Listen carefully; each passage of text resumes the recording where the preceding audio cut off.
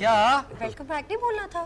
Welcome back تم نے بولنا ہے. نہیں تم نے بولنا ہے. نہیں تم نے بولنا ہے. اچھا میں بول دیتی ہوں بھائی. اف اللہ.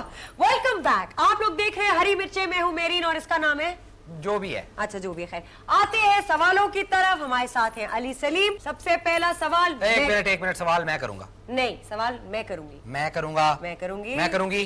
ہاں تم کرو گی. میں نے نہیں. میں نے نہیں. کیا نہیں میں نے نہیں. کرو نا.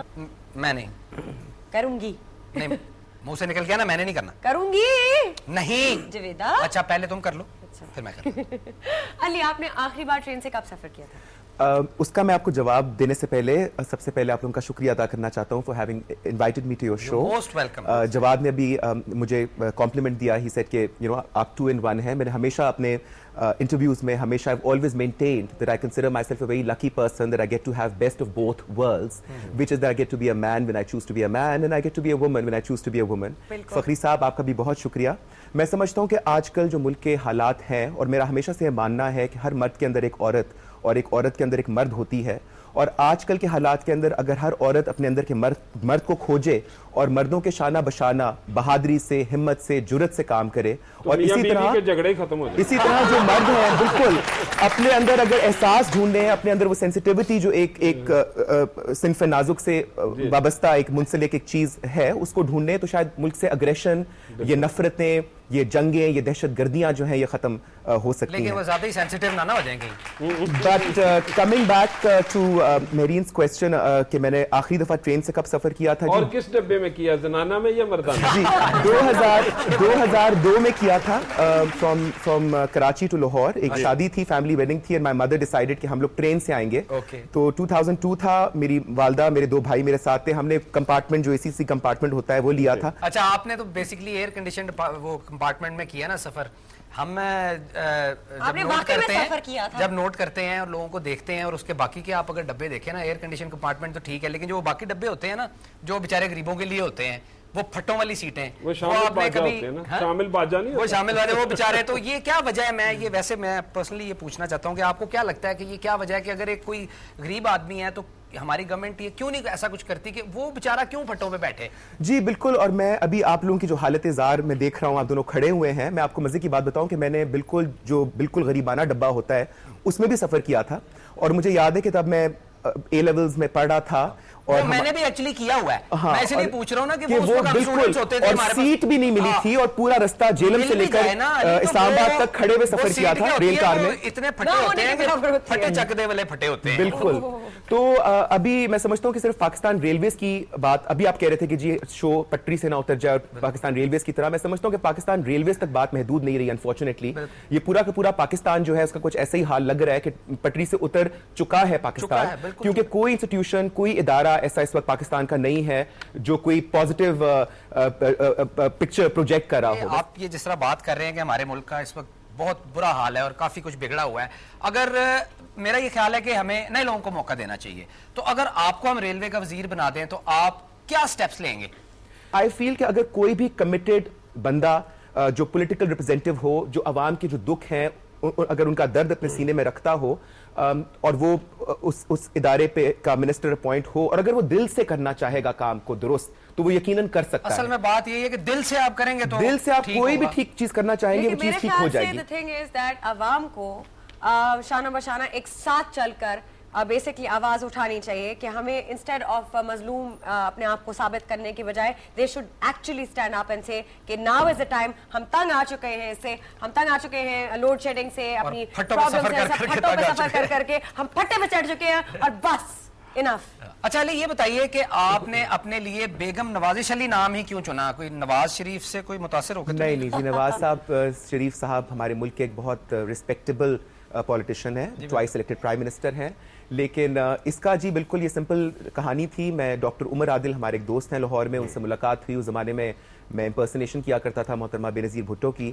تو ان سے جب ملاقات ہوئی انہوں نے کہا کہ I see you in saris and I see you and glamorously dolled up like madam Noor Jahan. And he said that you should do a show of your own and he said کہ اس کا نام ہونا چاہیے شو کا نوازش کرم شکریہ مہربانی. اور وہاں سے بیگم نوازش علی جو نام ہے یہ ڈاکٹر عمر عادل نے سجیسٹ کیا تھا لیکن میرے دل کو چھو گیا تھا یہ نام.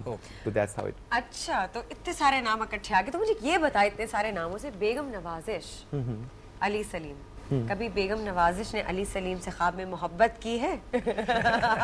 You know, actually, I think sometimes that there are two people living in my body, but interestingly, both of them have completely different interests, in different pursuits, different shock, different shughal, different. ان میں کبھی جھگڑا ہوتا ہے؟ مار بالکل کٹائی کوئی ہوتی ہے؟ اللہ کا شکر ہے کوئی فرکشن نہیں ہے, کوئی کلیش آف انٹرسٹ نہیں ہے. ایسے کہ دو انسان جو ہیں وہ ایک گھر میں رہ رہے ہیں, ایک گھر میں رہ رہے ہیں لیکن باری باری انویڈ کرتے ہیں گھر کو. So they take turns. چل تو چلا جاؤ, میں آتی ہوں. ہاں اب میں آتا ہوں. بیگم نوازش علی کا آپ اتنا کیریکٹر کرتے رہے ہیں, تو یہ جو عورتوں کی کن کن خوبیوں نے علی سلیم کو متاثر کیا ہے؟ دیکھیں میں بچپن سے جب میں بہت چھوٹا تھا تو میں بہت I was a very حسن پرست kind of a kid. I used to love, I remember when I was 8 years old, I had the biggest crush on Nazia Hassan, and I thought she was the most beautiful woman in Pakistan. And as I grew slightly older, I had the biggest crush on Benazir Bhutto when I was about 9 years old, and I thought she was the most beautiful woman in Pakistan, and she was intelligent. So I think, and then I've had many crushes, and I think کہ عورت جو ہے اللہ کی ایک بہت خاص creation ہے. اور میں ہمیشہ کہتا ہوں کہ جو عورت ہے وہ ایگزیکٹو کلاس ہے اور جو مرد ہے وہ ورکر کلاس ہے. تو مردوں کا کام جو ہے وہ عورتوں کی خدمت کرنا, ان کو خوش رکھنا, ان کی حفاظت کرنا, ان کے نخرے اٹھانا, ان کو سراہنا, ان کی تعریف کرنا. یہ اگر آپ کو کبھی موقع ملے دوبارہ دنیا میں آنے کا تو پھر کیا آپ نوازش کے روپ میں آئیں گے یا علی کے روپ میں؟ دیکھیں یہ تو آنا چاہنے کا تو یہ اللہ پہ میں چھوڑ دوں گا. بگ باس تیسرے ہفتے آپ اس شو سے نکل آئے تھے, اس میں کوئی کسی نے سازش کی تھی, کوئی بات ہوئی تھی؟ دیکھیں بہت ساری کنسپریسی تھیریز ہیں جو انڈیا میں بھی ان کے پریس میں اچھلتی رہی چیزیں. سب سے پہلی بات تو یہ کہ جو انڈین پریس کے مطابق جو سب سے بڑی کنسپریسی تھیری, بلکہ جو فیکٹ آن گراؤنڈ تھا, وہ یہ تھا کہ جب میں اور وینا ملک شو کے اندر گئے ہیں تو اس کے فوراً بعد جیسے ہی شو شروع ہوا انڈین ٹی وی کے اوپر, تو وہاں کی ایک جماعت ہے شیو سینا, جنہوں نے خاص اڈا لگایا ہوا ہے پاکستانیوں اور خاص طور پہ آرٹسٹ کے ساتھ. تو انہوں نے وہاں پر بامبے میں اسٹرائک کی اور کلرز چینل جس پہ پروگرام چل رہا تھا اس کی ٹرانسمیشن کو 2 دن تک بامبے میں بلاک کر دیا کیبل آپریٹرز کے تھرو, جس سے کہ کلرز کا بہت زیادہ فائنینشیل نقصان ہوا. ان کا جو پرابلم تھا, ان کا مسئلہ تھا, وہ کہتے تھے کہ جی 2 پاکستانی نہیں چاہیے, ان میں سے ایک کو نکالیں. So anyway that's their conspiracy theory. The reason I don't want to talk too much about it is because I spent 3 weeks in their house, and I'm very glad that I spent those 3 weeks in a way that I got out with dignity and with respect. That for me, considering the kind of person I am, میرے لیے بہت مشکل تھا ایک جگہ ایک closed environment میں confine ہو کر رہنا, جہاں آپ کو کانسٹنٹلی لوگ دیکھ رہے ہیں, کانسٹنٹلی کیمراز آپ کے منہ پر ہیں, تو کوئی پریویسی نہیں تھی, کوئی one couldn't sort of unwind and relax and be oneself. تو وہ بہت مشکل تھا میرے لیے, تو میں بہت خوشی وہاں سے نکلا تھا. اچھا یہ بتائیں کہ جب بیگم نوازش علی کا کیریکٹر پہلی دفعہ آپ کو پچ کیا گیا تھا تو کیا فیل کیا آپ نے؟